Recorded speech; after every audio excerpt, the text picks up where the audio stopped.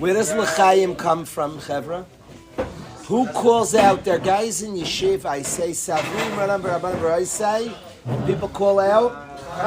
There are 2 times in yeshiva that guys do something, and the visitor thinks what late sunnis, and it's not late sunnis.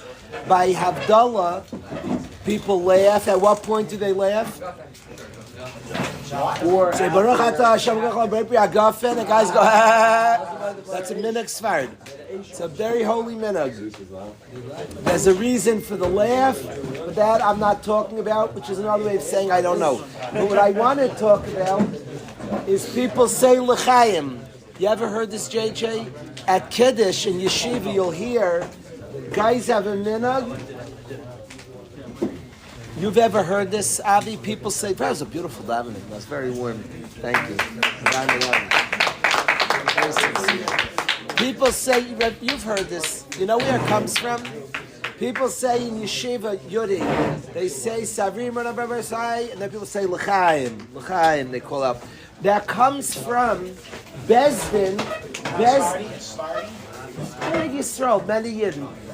So, you know where it comes from, Shemler? You know where it comes from? Didn't Ari look it up? The minhag comes from because Bezdin, when they were paskening, whether a guy was chayiv mis or not, they would say, Savri Marana, tell me what you hold, and the Savri, tell me your svara.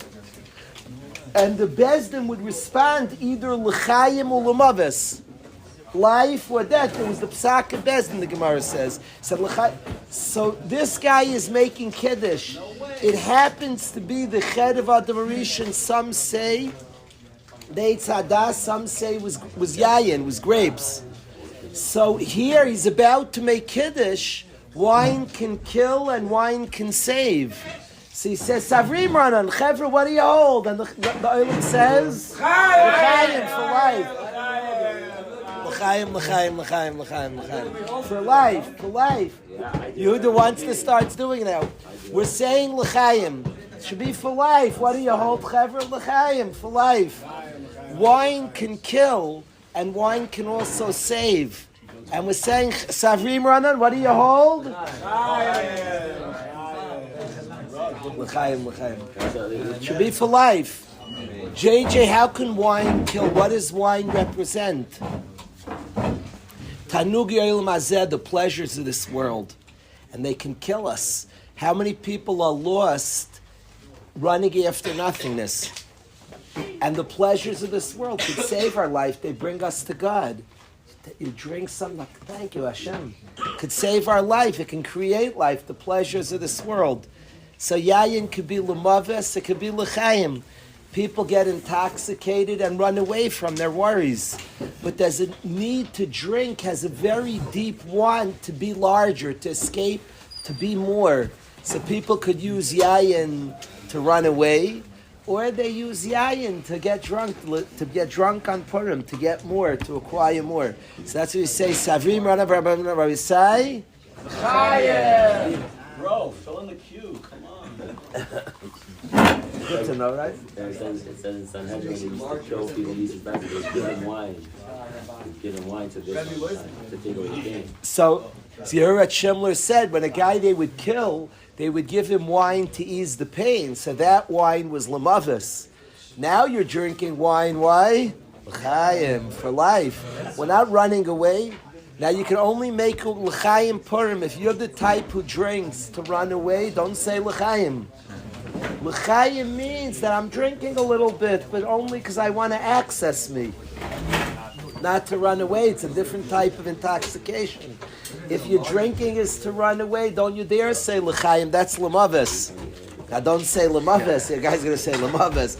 A guy who's doing before marijuana, a guy should say l'mavis. He's running away to death. L'chaim is ich will leben. I want to live. I want to access. I want to find deeper places. L'chaim. It's good to know, right, Shmuel?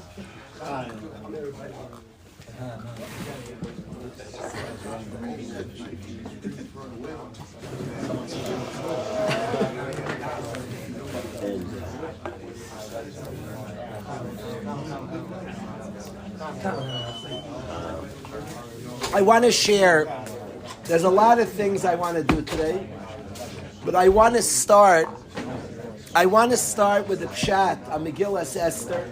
We're headed right to the holy day of Purim, and we spoke a little bit about Shalach Manas.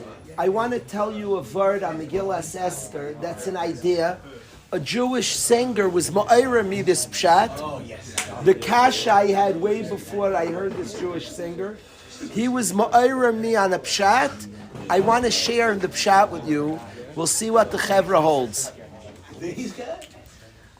Mordechai says to Esther, Hamalka, he wants to convince her to risk her life for our people. Now, it's not just, I'm not going to argue with Ezra this year on this. I don't want to debate it right now. I say when Esther Hamalka went into the king, what, you agree with me? I thought you agreed with me over here. You were little kids, you learned the story wrong, so I'd like to update your story. I'm going to say it Biramiza, because you don't say these things publicly. Esther Hamalka. If it will happen, it could have happened, not that it happened. Yeah, it could have. Esther Hamalka, when she went into Achashverosh, the story you learned as a kid, you didn't fully understand it. Esther Hamalka was a married lady. She was married to Mordechai Tzaddik. Now a guy was ma'anis her. A guy forced her to live with him. Now is she mutter, if a lady is mizana, midaita, if a lady has nus, she is forbidden to the one she has nus with, and she's forbidden to her husband. If a lady's over Eishes Ish, echad lebal ve'echad lebayel, she is usher to her husband forever. If a lady's mizana. Was Esther Hamalka allowed to go back to Mordechai? Absolutely yes. Why? Because she was an Ines. It was against her will. When she went in willingly, what she was prepared to do is to say, you didn't learn this as a kid because you were a kid and weren't told, but you're an adult now. When she went in to Achashverosh, she was going in saying, I'm your wife and I'm willing to do something. I'm willing to be with you. If he agreed and was with her, she was giving up her husband. So the act was much bigger than you thought as a youngster. Wow.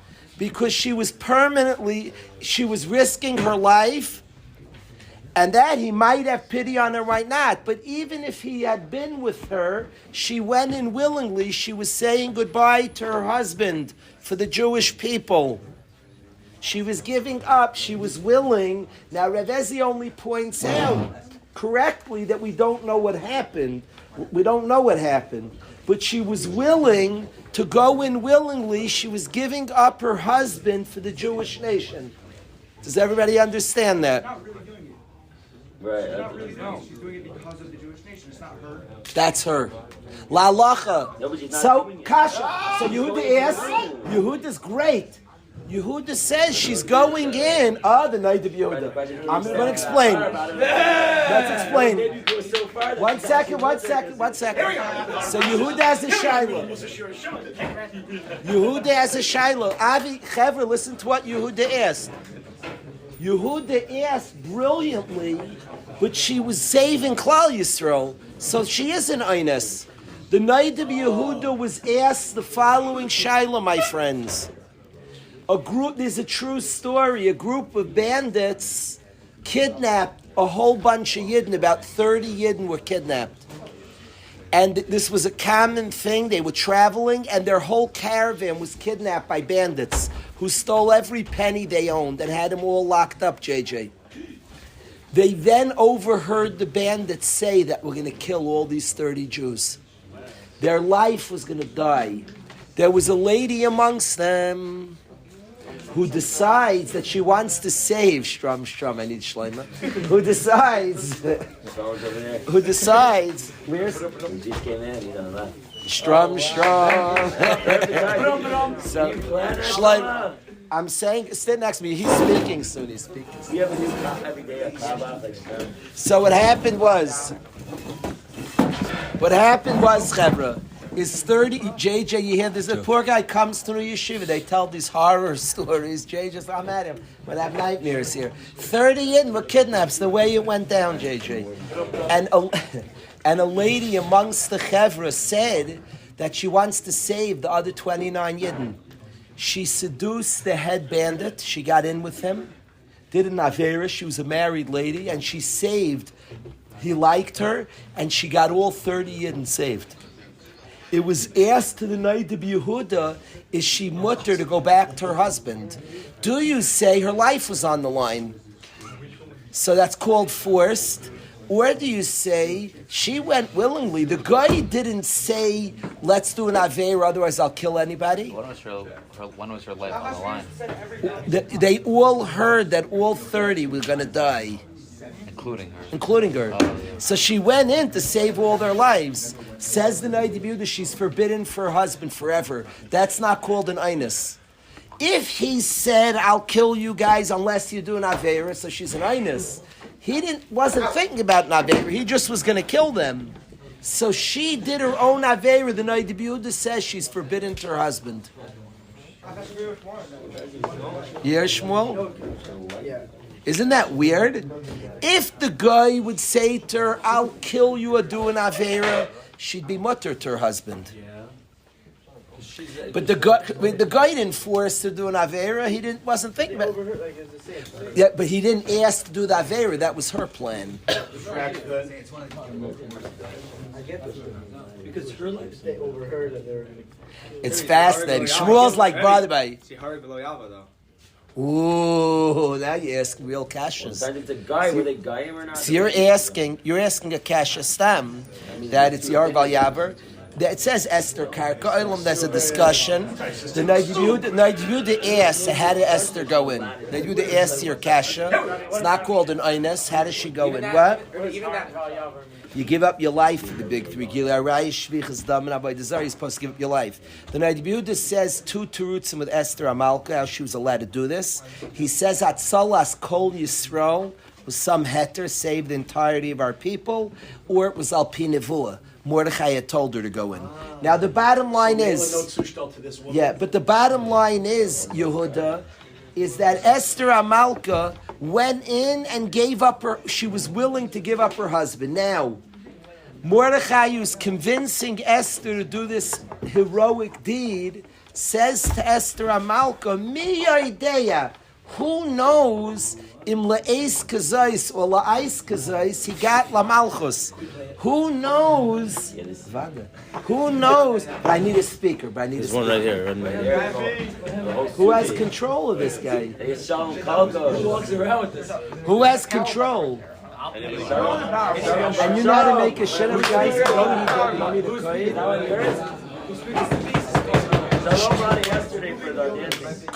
Could guys make a shit of their phone? Let me explain this. Let me explain this song, Chevra. Listen, Chevra, listen. So Mordechai says, JJ, listen to this.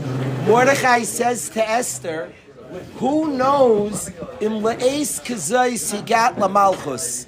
Who knows if this is why you came to the queen's palace? Now, any teenager, what would they say to you? Who knows why you're in the queen's palace?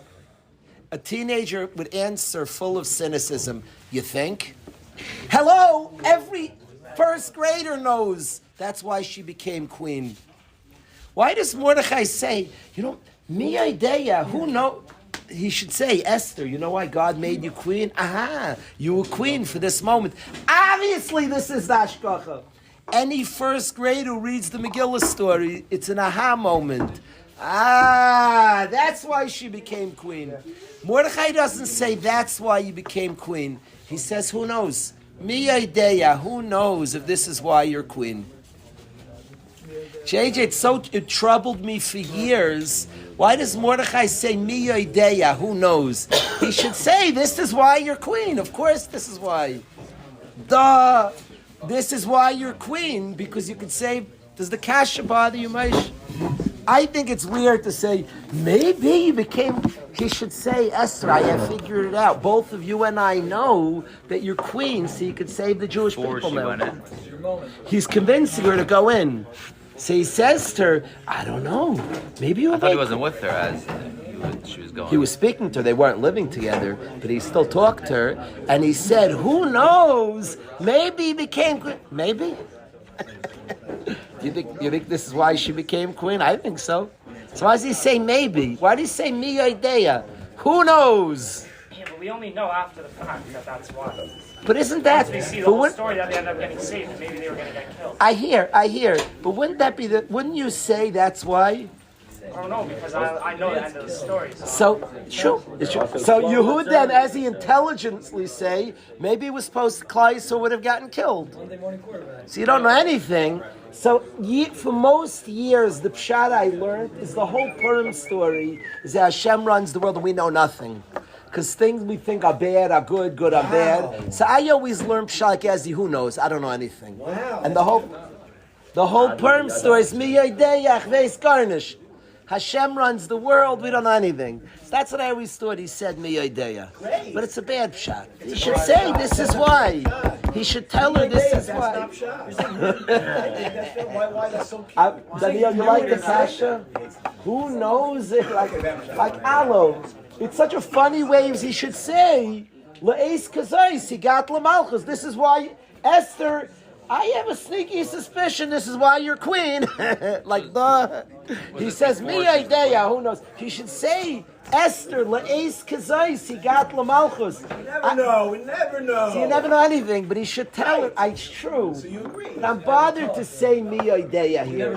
He should say, this is why you're queen. I think that you're queen for this reason. He says, mi idea, what? No, for sure they held it's allowed. He told her to go in. So for sure he held it was allowed. So my kasha maish is why did he say mi idea? It bothers me. He doesn't know if you're allowed to risk your life. He knew he was telling her to go in. He was telling her to go in. How is she allowed to? But in telling her to go in, he said mi idea. I rest the kashas like it bothers me. Like who knows? Now I agree. He couldn't. Rabbi say, JJ, I'm marking as he's right that we don't know for sure. I don't think that's how you talk. You say, this is why, mi idea, does anybody know?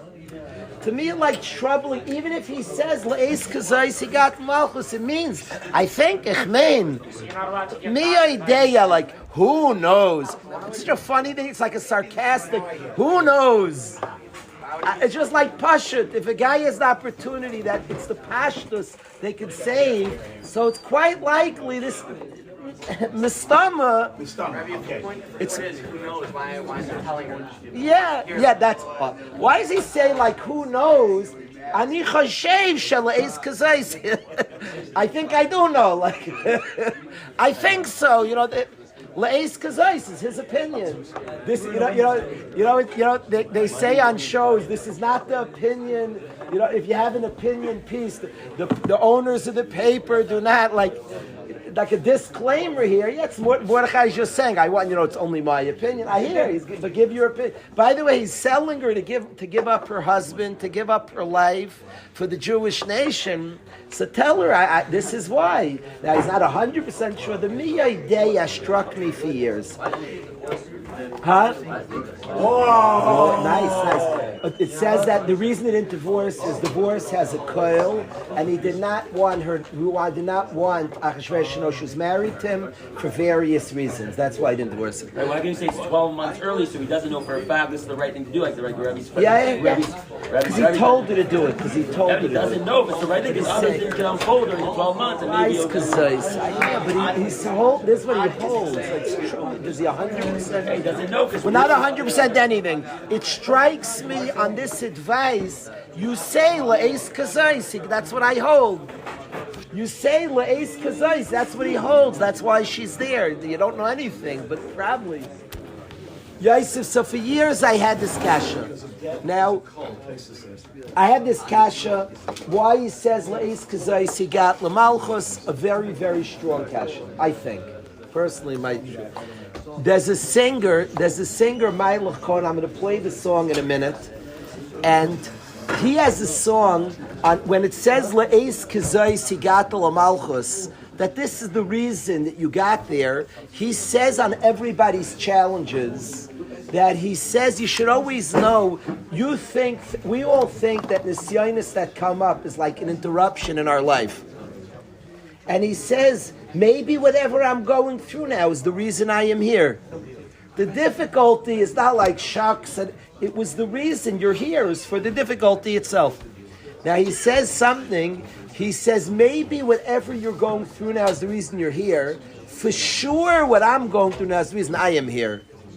Meaning on my things I'm allowed to say pshat. What I'm going through now is the purpose of my life. On your things I have no right to tell you what the purpose of your life is. So maybe he says pshat, a chiddush, that Mordechai can't tell Esther why she's there. Now he could say me idea. I can't tell you why you're going through what you're going through. I can tell you what I'm going through, what I'm going through that I could experience. I can't tell you your experience. You know, somebody has to feel their own experience. He says, me idea, and you decide why I can't tell you why you're here. On my things I could say, on your things I can't. That's my Lachon's pshat. I'll play this song to you, but then I want to hear Shloima. We have a lot to do today. Listen to this beautiful song, Chavra. Shalom, let's go. Shh. Listen to this gorgeous song. I think it's stunning. 1 year Purim, I spent 3 hours vibing to this song. You ever heard this song? That's the heart of Shlomo.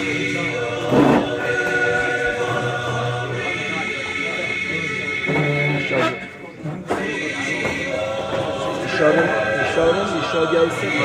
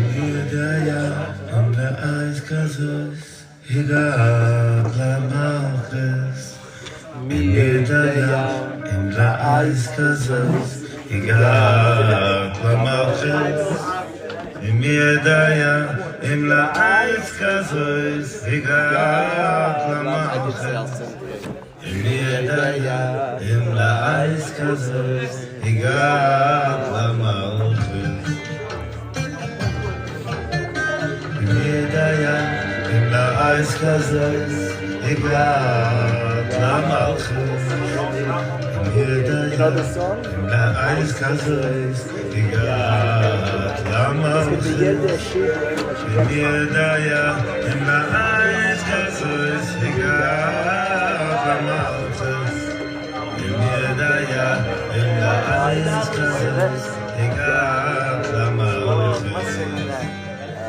You were speaking about it?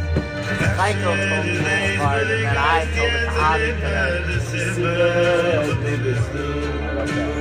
I like how clearly, like, you broke down the question in a good way. I don't want to get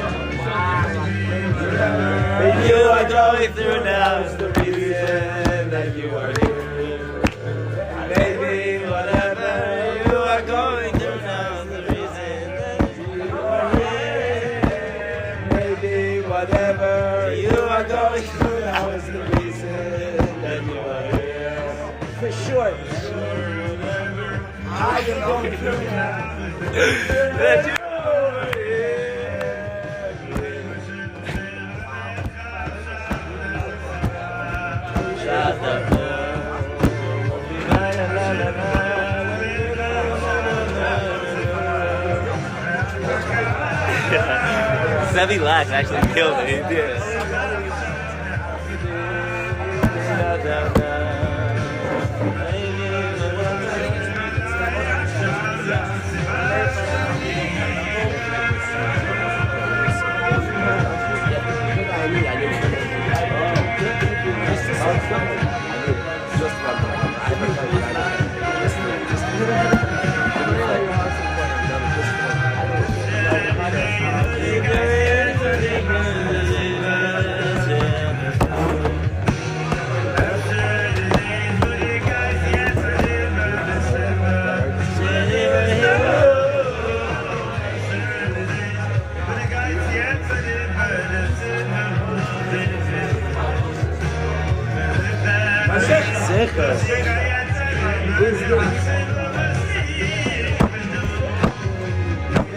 Whatever you are going through now is the reason that you are here.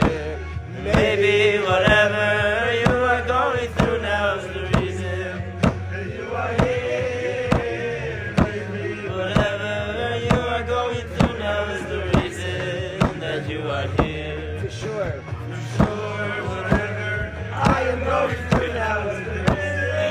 Wait, that reminds me of my hair.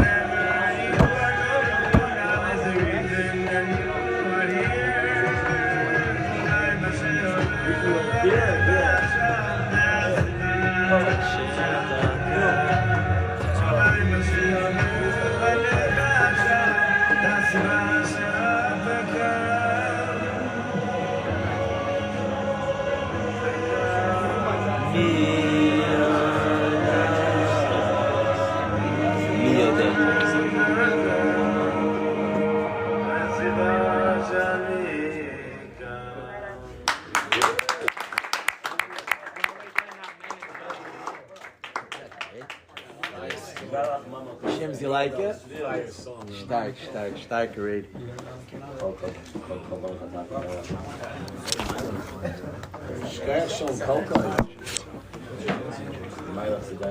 Chevra, I'd like to introduce. That was Hamid's song. I'd like to introduce. I asked Shlomo to share with the Chevra today. I told you I would sing. I sang along with Meilach. I thank Meilach for accompanying me today and singing with me. I sang with the violins here. I don't know how to play yet, but I did sing with Meilach, so I kept my part of the deal. I sang with Meilach. I want to ask Shlomo to share, and I want to say to the Chevra that I am in Zeicha to be close to Shlomo for many, many, many, many years. He's a person who has a very, very clear way of thinking and thinks through things a lot. And the way I've watched over the years, he learns his own sugya of his life, to me is incredible. Things aren't just done, they're like processed and studied and thought about, and he brings himself places with that. It's not just doing things, it's like working with things that we're doing. A very, very cool process of connecting to things that he does, of understanding. He has a very, very cool understanding of things. Very cool perspective of things. His humor, all his friends, we all love Shlomo's sense of humor is magnificent. A lot of his humor is a very, very intelligent and cool way of seeing things. When he expresses, hilarious. But what's not funny, what's extremely inspiring is a very, very worked on person. And all of us who are fortunate to be his chaver have gained from being around a sincere, authentic, good person. his talents have been so given over to others, and the way if Shlomo wanted to hold his singing to himself and just make it all about himself, he could do that. It's like so shared. It's so shared with others and given to others.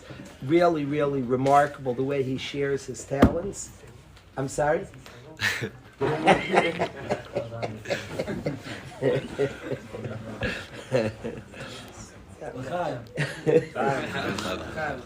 I did announce in front of a few hundred people that he is eligible, but he hasn't started it yet. I'm eligible, but I haven't started.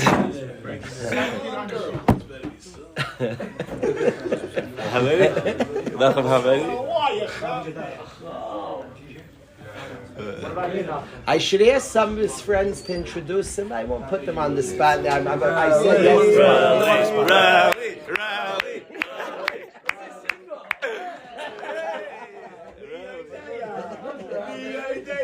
I said yesterday, people are going to stop coming if I put too many people up, forcing people on the spot. I shouldn't worry. Hootie's back and Shmuel's back, so didn't chase them ways. You and I should put Relly on the spot. I need a day to prepare. We might hold you to that tomorrow. I'm not going to come. But really, without further ado, let's hear some. It could be Divrei Bracha, Divrei Torah. Could be a joke. Let's hear Shlomo's sweet voice. Without further ado, Shlomo Guri.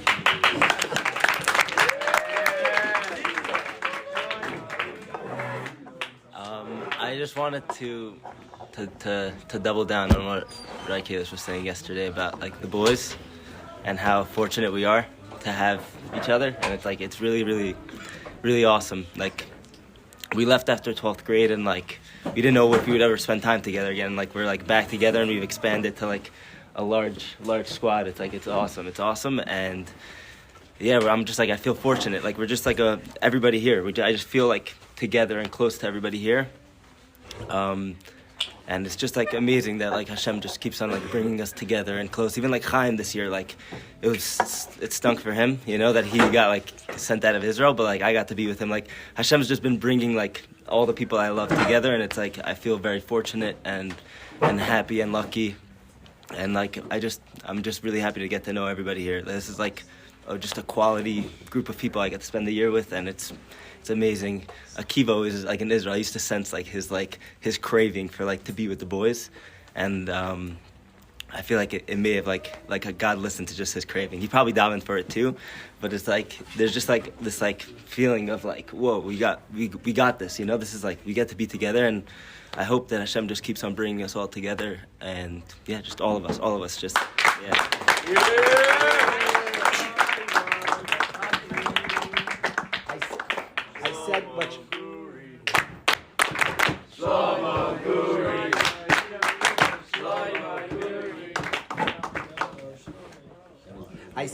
I said this by Lashon Hara, but I'll say again, because Shlomo said that Yehuda Schwimmer came in to meet the hockey team on last night, and to me there's something so cool. The loyal friend who came back and just came to cheer on the squad and to led the whole yeshiva to cheering and celebrating for friends.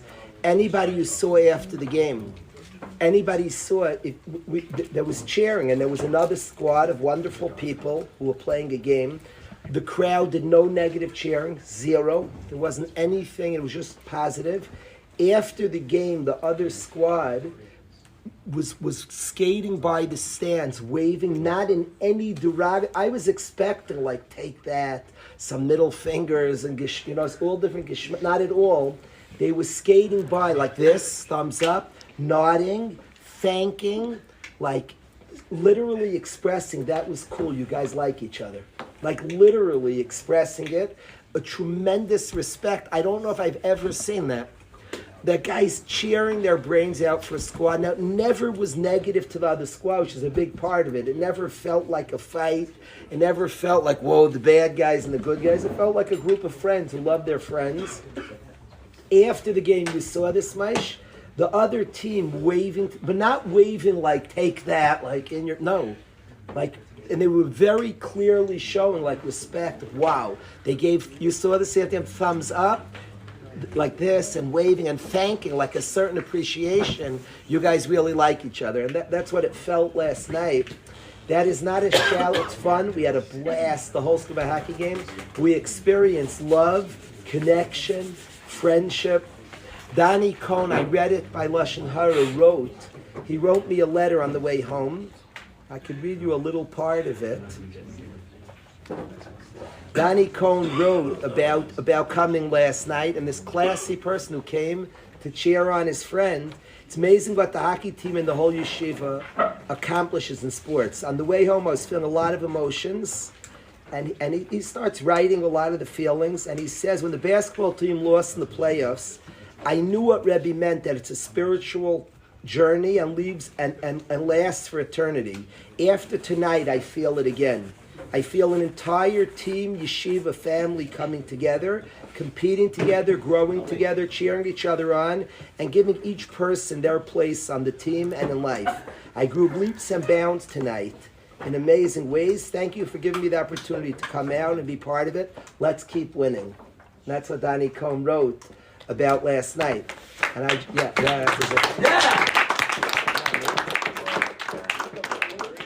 he has a married guy with a daughter and came out. He's part of a community. He's part of a team, a part of a group that supports each other. It's much, much deeper than hockey.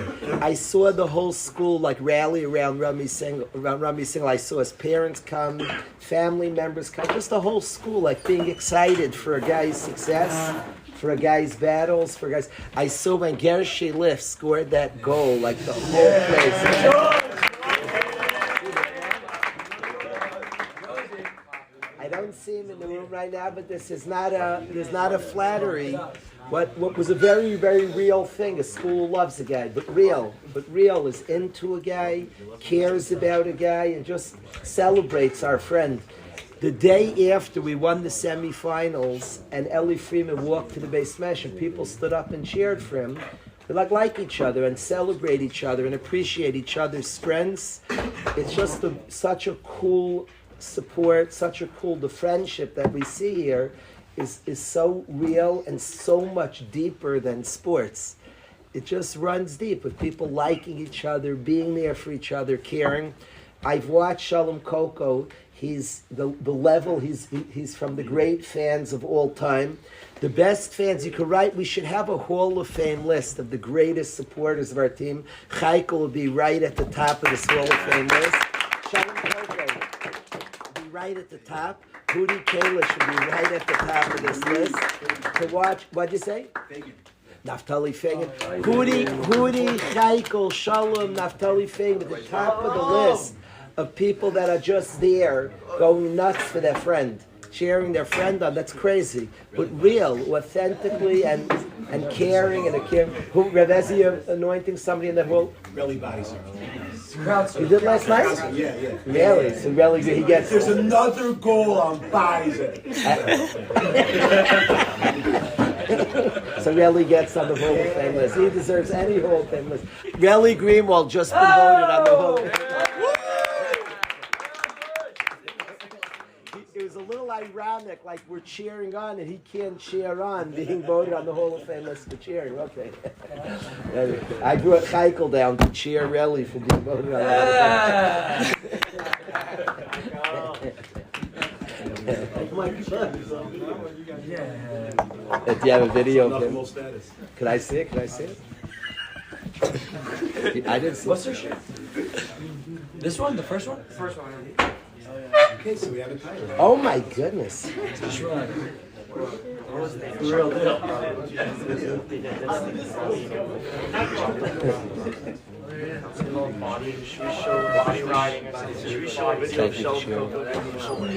We got Ashi to show. He crowd surfed after we tied it 3-up. riding on the crowd. Who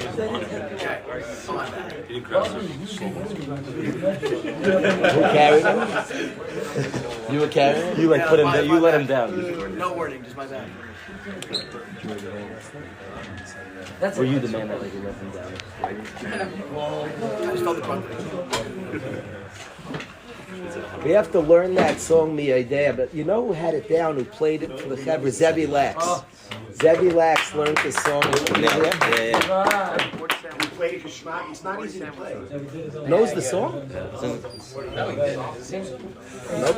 You knew that song, Martha, Mi Idea? From writing previous years. Oh, good. I like that song a lot. Who knows it? La'ais kazay sigato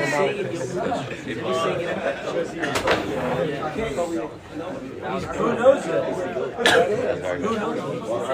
Oh, David. It's so funny. I wanna share. I did not plan on saying this today. The Mi Idea, I plan to introduce the song because I don't want to be a liar. And yesterday I said Shlomo will speak and I will sing. So I wanted to introduce Mi Idea and I sang and Shlomo spoke. So we have the speaking and singing. What I want to, but once I mention the Mi Idea, I want to tell you a word that I've said other years, but I'm not saying what I said last year. I'm saying something this year. So please listen. And what I want to tell you is something. My Rebbe needs refuah. And there's a schus when somebody needs a refuah. The Chavetz Chaim, when Naftali Trapp was sick, used to tell over stories about the granat, and he held that it was a schus refuah shleima, zecher tzaddik levracha, mentioning that tzaddik gives a bracha. So the Chavetz Chaim said that if I tell over stories about the granat, it will bring a refuah shleima. So if I tell over stories about my Rebbe, Yechiel Yitzchak ben Leah, it will be a rizchus zeicher tzaddik. The mentioning of a tzaddik levracha gives bracha. So I'm going to tell you a word from my Rebbe, and it should be a zchus. If you like this word and it leaves an impact on you and it leaves an impact on me, it should be a zchus refuah shleima. Now, when you say over an old word, don't. Because if you're saying over last year's word, no. Don't say over like an old, people say over like they have their go-to. I don't care if you say the same word 1,000 times. Just be present to it. I promise you.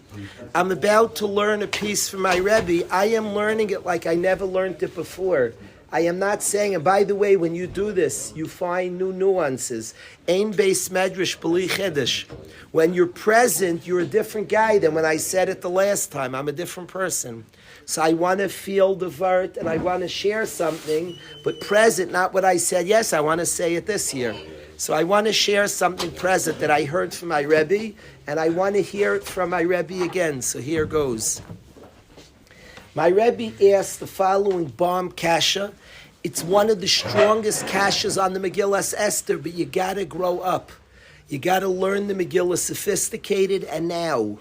If you learn the Megillah now, one of the strongest kashas is Mordechai says to Esther, in what month did he send her in? What month was it when he sent her into the king?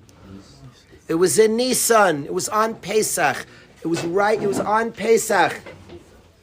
And he says to Esther Amalkin, Chodesh Nisan, that I'd like you to go into the king. Now, what do the guards do if you go to the king when you are not called? They kill you. Yeah, Now, when I was your age, I was skeptical. She's the wife. She's not getting killed. But you know nothing about the king, about how palaces worked. All the kings and queens were nervous. They were very nervous because in history, many, many kings were knocked off. And they didn't have the instruments we have today to see if they're guns. They didn't have all the equipment we have today. And guards were instructed, if anybody comes near the king, it is not called, you don't ask questions, you kill the person. They were most worried about the king's brother, his sister, his wife, his mother-in-law, and his daughter-in-law. Because all in history, repeatedly, people very close to the king killed the king. That repeated itself in history. And they had a rule: nobody comes without rishus to the king. We're not like asking and inquiring because the king could be killed by the time we find out. Nobody comes near the king without rishus. No exceptions. To Esther to go into the king, she had no rishus. He did not call her. The guards killed. They don't ask questions. She's the queen. They're most nervous. The whole law was meant for her because they're nervous the queen will kill the king and take over the country. Love it. So the fact that she went in not being called was crazy. But for a nace, she would have been killed. It happened to be Achashverosh saw her coming, said to the guard, don't you dare touch her. If a miracle didn't happen that Achashverosh saw at that moment, Esther Amalka would have been dead. So Mordechai says to Esther Amalka, Nisan, go into the king. For one, she's risking her life. The guard, Pashtus, will kill her. For two, if Achashverosh lived with her, she gave up her husband because she went in willingly. She would have been usher to her husband forever. When was Haman planning on killing the Jewish people? 11 months. In Adar the next year, 11 months later. 11 months later, Haman was planning. In 11 months later, he had sent messages out to all the armies, to Amalek, to all the Jew haters across the world, attack the Jewish people. It took time to gather everybody. The plan was in Adar, 11 months later, to destroy the Jewish people. Mayor, there are 11 months to go. She's the queen. The king may call her in. If the king calls her in, she can speak to the king whatever she wants. He did the most bizarre thing. He says to Esther Amalka, go into the king, give up your life. Pashta, she dies, and we lose the great hope. She's the great Jewish hope. The great Jewish hope is Esther Amalka. She's in the palace. She's our hope. For all those smiling, no, there was a boxer, the great white hope. If you don't know boxing, you don't know who he is. If you know boxing, you know who he is. But the hope of the Yidden, she's in the palace. She's in the palace, and if Achashverosh calls her in, she could say whatever she wants. And by the way, she never would be usher to Mordechai. She didn't go in willingly. Why, pray tell, JJ, did Mordechai tell Esther to go in Nisan? Wait. It's illogical. She should say to him, Mordechai, wait, I might be called in. And when I'm called in, by the way, if there was a month to go, if it was Chodesh Kislev, Teve, Shvat, right before Adar, so I get it. Okay, time's running out. She has to go in and risk her life. 11 months to go? See what happens. It was one of the strangest moves I've ever seen. Why in the world did he tell her go in to speak to Achashverosh? Wait, my Rebbe's kasha is a pella. It's a pella of the Megillah. It's one of the strongest kashas I've heard on Megillah Esther. Aryeh, a bomb kasha? It's not a pella. Kiva, a good kasha? You ever heard this kasha? My Rebbe's a kasha. Yiddi, a good kasha? Avi, it's a pella. What's he sending her in? And then she's dead if she goes in. Didn't Esther and have wait. that question? That was, essentially Esther's question. Is that right? Yeah. Oh. So what was Mordechai's cheshbon? Yisrael, you hear this bomb kasha? You hear the kasha? She goes in not being called. What do the guards do to her? They take her head off. And he might call her in. It's 11 months to go till the Gzeiras Haman kicks into effect. Crazy. And if he calls her in, there's no risk. He calls her in, she speaks her mind. Why is he saying? You know the song? Everybody knows the song. Okay. Play the song. Maybe you just don't know. Play the song. I haven't been called to the king in a month.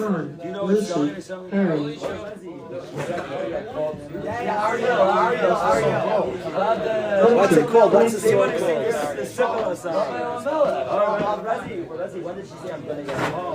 You know this song. I know a version of it. She said, I haven't been called in 30 days. Wait to see. And she has 11 months to be called. Bloody move. My Rebbe said an amazing pshat, but maybe if you heard the words. Listen.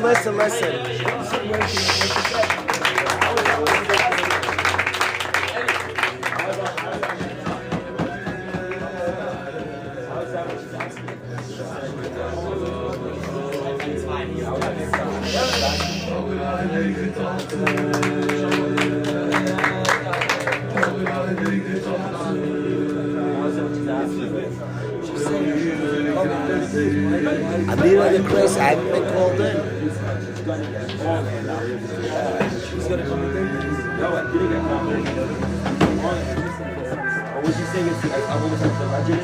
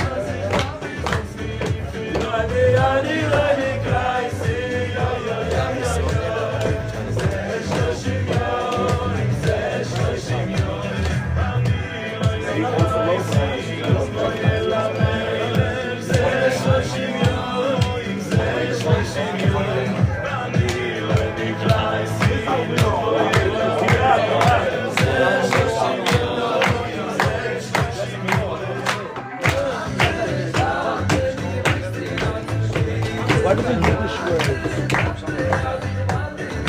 What's the Yiddish word? I was trying to find it, I couldn't get it.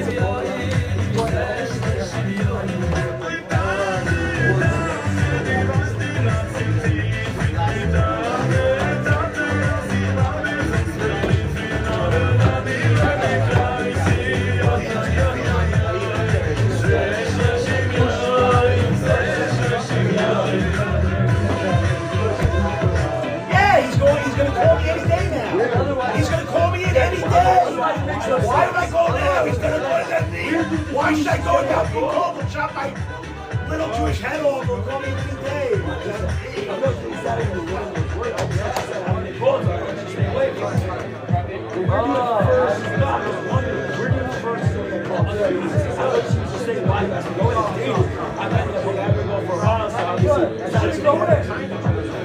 I don't know what was the mistake. I'm telling you to risk your life. I'm preempting what you can answer. You're already assuming that she had no idea that he wants her to risk her life. Would risk my life. Okay. So the question is... She was saying, Rabbi Parr, she's going to call me any day anyway. He's going to call me tomorrow. So the JD and my Rebbe's cash. So my Rebbe, what? So my Rebbe said like this. My Rebbe said pshat. Menach, you remember this kasher, right? Who do you remember my Rebbe's pshat, right? No, the kasher you like, obviously. Kasher's a player. Can I tell you a story? Chevra? I want to tell you a story. I drove an hour and a half. A guy had left yeshiva, and I wanted to convince him to come back. And I drove an hour and a half, 2 hours. I was an hour from his house, an hour 10. I drove to his house. And I wanted to tell him to come back. I called him up and I said, I want to come to your house. He said, talk on the phone. I said, I already drove to us. I want to come to your house. He didn't let. He said, no. He said, I will not talk to your house. Why didn't he want me to come to his house? And why did I drive to his house? If you over the phone, yes, if you over the phone want to convince somebody something, say there, yeah, I hear what you're saying. It doesn't have impact. if you give up a lot for something and you say something, there's power. If I drove 3 hours to his house, I have something to tell him, I promise he takes it seriously. He knows that. You're not coming to talk to me driving here. Tell me over the phone. I don't want power behind your words. If you mean something and feel something, a guy in yeshiva wants to ask his parents something like serious and drives 2 hours home, says, Mom, I want to ask you something. I came up there, and then walks back in the car and drives back to yeshiva. What he asks is, well, you mean this. It's not cute. It's not like, okay, is it possible? Okay, beseder. My Rebbe said that if Esther asked Achashverosh, my people are being threatened, I feel so bad, when she was called in, he would have said, give me a list of your 10 best friends, I'll save them. Beseder, I hear Esther. Chill out. He said that the only way her words had power, he knew she just gave up her life. She should have been killed. You don't wink, you don't make nice, He looked, whoa. She said, my people. My people. Sheilasi bakashasi, I want to ask for my people. Those words are like, wow. That's what your people mean to you. She gave up her life. He knew it. That's power behind the words. My Rebbe said that Mordechai understood that if she goes in, it has no power. It's like a stupid. That's not the ishtadlus to go in. When he calls her and she said, oh, my poor people.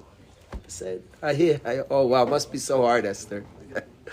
Give me a list of 30. I'll give you 60. Give you 100. Tell me your community you like best. She risked her life. That has power to her words. There's many things in our own lives that this comes up. If you hold something and something means something to you, you give to it. Your words have power. Otherwise, your words are empty words. But say that. I hear what you're saying. You give to this. You brought for this. You give up your life for this. You've added power to your words. Your words mean something. That example of driving, you have something you want to tell parents, and I think maybe your kids have another year of learning in Eretz Yisrael. You say it on the phone. It's like, oh, it's so sweet. It's so cute of you. Drive to their house. Give 5 hours. Give $1 million to the thing. Bring it. Pay for it. Give to it. Now your words have power. Now your words mean something. True with our own kids. Many of your parents, I tell my kid, because your kid doesn't take your words seriously. When we give for it, when we bring it for it, our words have power. The words come with tremendous power behind it. Well, you mean it. Well, you're not just saying this. I could see you mean it. You've showed me you mean it. It's a little bit, we could even say I love you to somebody. And I hear. But it's proven, I'm there. I go out of my way, somebody does something, say I love you. It's like, wow. Those words have tremendous authority behind it because it's been proven. You've put something behind those words. That's what my Rebbe said, Pshat, that Mordechai said to Esther, the plan wasn't tell him. She says, why? So you'll tell your husband you care about your people? What type of plan is that? He wants to destroy, he hates the Jewish people. Now, she cares? The Seder. He said, risk your life. Go in there, and you might die, and that's the only way. If you're called in, it won't work. If you're called in, Mordechai said, then I have no plan. My plan is go in there with the king, and you know that you die for that. And you say, my people. And he's like, I wish Mordechai would have said that. Maybe he did. I don't know. Saying go in is saying this, because everybody understood to go into the king is sure death. So he said to her, go in there. That's what my Rebbe said, pshat. I think that's, to me it's not a pshat of yesteryear. It's a pshat and I feel better this year. I don't think it's a trick. I don't think it's a trick, like a geschmacka trick, like if you want your words. If you're driving down there as a trick, knock off your tricks. I'm talking that you mean it. If this is something you mean, so you give your life for it. There's not a concept. It's not an idea. I watched when AY came back to Yeshiva. I saw him show tremendous respect to different guys. And I sensed that he went and fought for Am Yisrael and got up in the morning and said, I'm defending my people. There's tremendous power behind when you bring it, and as you bring it, it adds tremendous power to your words. I actually don't even think it's just Tachashverish. I suspect as I'm getting older that to Esther herself, those words, she risked her life. You don't come and say just, you think you could save my people? It's not just proving to him. The words themselves that she said were the words of somebody who risked her life. The words, it's not just to him. Those are those are words that can't be written off.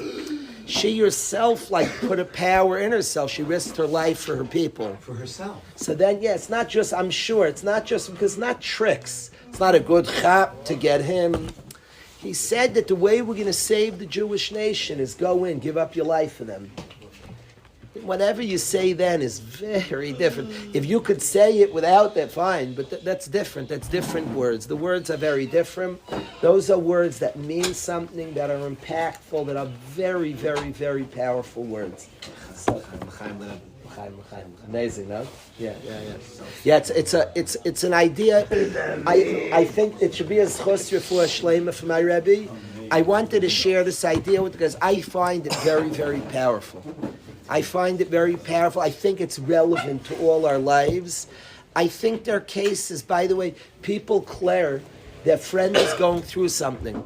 I have seen guys, Claire, they have a friend 3 hours away, 8 hours away, and they, Claire, they call up, and calling up's cool. Calling up's cool. You say, I'm really thinking of it. I hear there's a tremendous power you show up. Show up, it's not what you say. Don't say anything. I showed up for you. There's a tremendous power. Your friend is going through something. Show up. Back it up. Put something into what you want to say. People, Claire, when they go to an Avil's house, what do I say to my friend? It's not what you say. You're saying everything by your action. I'm here and I care. But you're saying it. You drive a long distance and show up. You're saying something. I had a friend years ago. You didn't have one of the closest friends in my life. He was going through a surgery. He's a friend who has taught me loyalty. He's one of the most loyal friends I've ever seen. And he went a major surgery he had in a hospital in Manhattan. And I had this decision. I have to go to him. There was nothing to say to him. He was in the ICU. You could barely talk.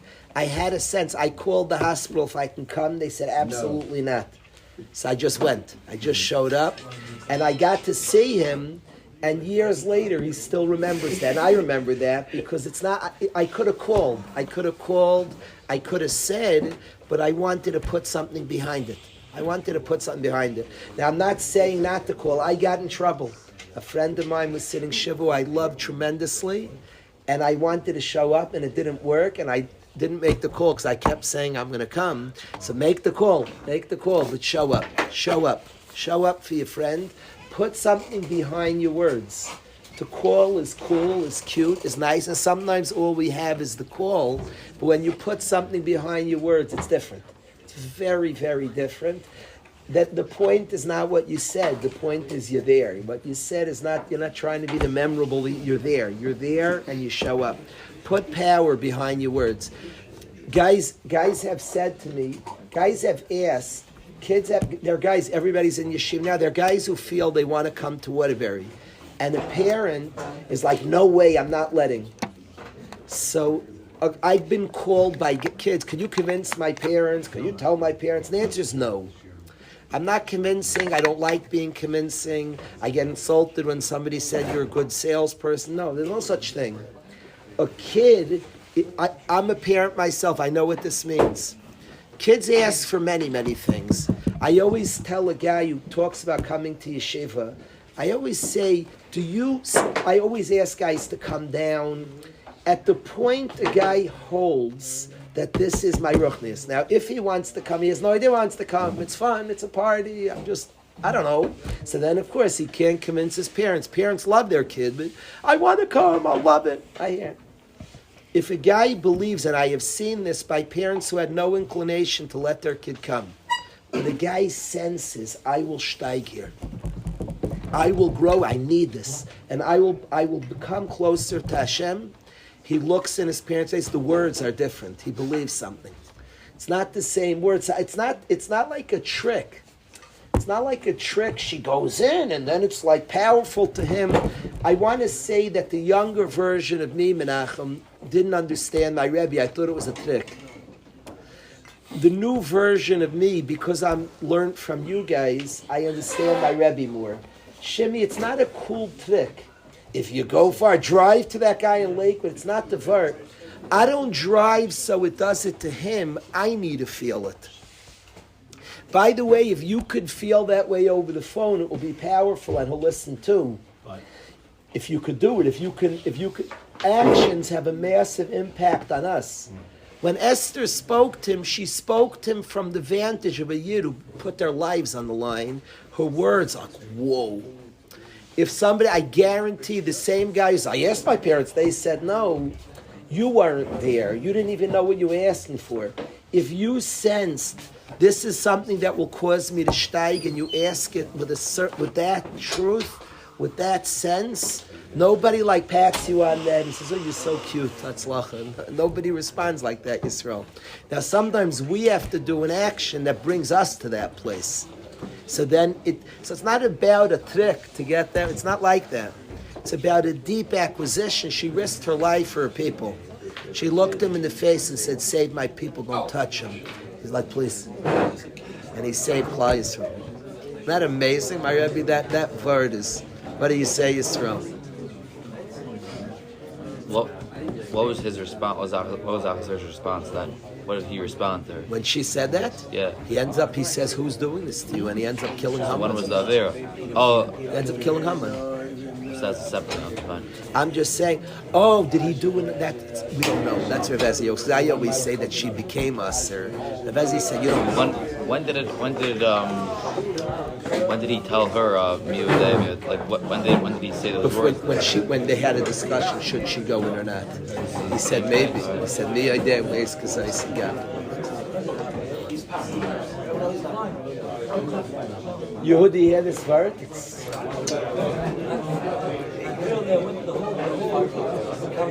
Chevra, the guy traveled 3 hours to tell us this. Listen. Whatever you feel. The whole conversation, not just Esther speaking, not Esther speaking, not Hashem, everything's Hashem.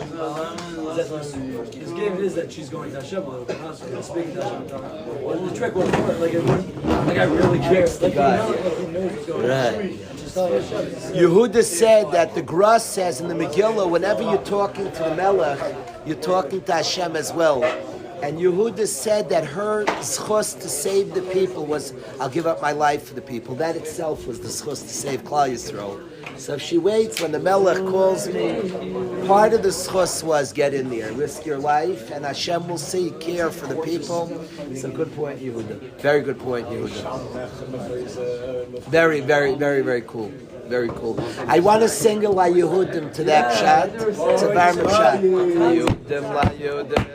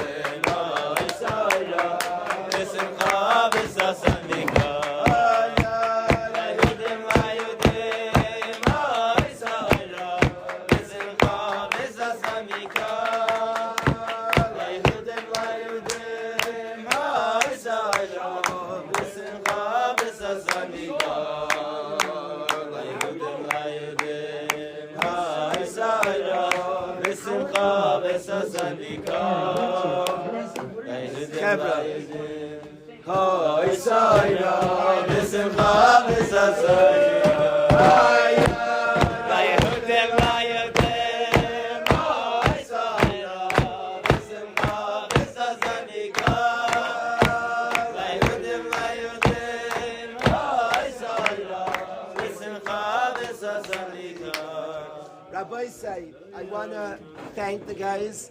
I want to tell the guys a little scheduling that tomorrow, the 11th grade of the Yeshiva TABC is coming. I'd like to ask the Chevra that since Simchas Torah, I feel strongly that a big job of our nation is to bond better and to unite. And I've been trying to run around with the Chevra, bringing people together. And I'm very, very besimcha that the yeshiva, the 11th grade of TABC, is coming tomorrow. I'm asking the chevra to join. I'm going to ask my son Manny to share Dvar Torah when they come on Purim. To share, I'm asking Manny. It's not so fair. He's not feeling well, and I'm being unfair. But I'm asking Menachem, if it's shaykh, if you could share with the chevra. I'm asking the plan tomorrow is they're coming around 11:30. We'll update the exact time. What I'd like to do is ask Shloima to sing for the chevra. I want to sing zusammen together with the chevra. We'll learn together, sing together. We're going to then have a big feast together. I'd like to come up with a suda, something to serve. I'm going to try to order food. But I want to eat together, party together, geschmack. Then we're going to have a varsity game that we're going to play TABC's varsity. They're the 5th ranked school in the country. And we'll have in our gym a varsity game against TABC. In the morning, early afternoon. The game should be around 1. So if I'm scheduling, the way I'm thinking about it, if everybody could join though, around 11:30, Shloima sings, speaks, Manny speaks and sings. They'll both sing and speak. I'll share some divrei. I won't be singing tomorrow. So we'll Are they not going to have their full team because they don't have the 12 players? the team was juniors this year. They have one season started. So I'm going to find out exact. Ich meine they're coming at 11. At around what? All the Rebbeim. I want all the Rebbeim. We're going to sit around in a nice circle, b'achdus. Then, if somebody prepares a good joke, it'll be appreciated. I want the key is zusammen, is together. So we're gonna at 11 give exact times. At around we're gonna do that for an hour. At around 12:15, we have a party together. 1 o'clock, the varsity game in the gym. We're trying to convince Heikel to stay. I'll see if we can. 1 o'clock is the spiel, and then 2:30 they pashtus have to leave. What? I'm going to announce it because we have to see. It's Aryeh Barnett's wedding. Anybody who could go should. He's a guy who for years sang for the whole yeshiva and lifted up the chevra. He gave his koiches for us. Akaras atayv pashut. If you can go, so you can go, and if you can't, you can't. But Lamaisa, that's what's going to be in the morning. We'll announce more specific hours. Second Seder 5:30 now. 6:30. I'll ask.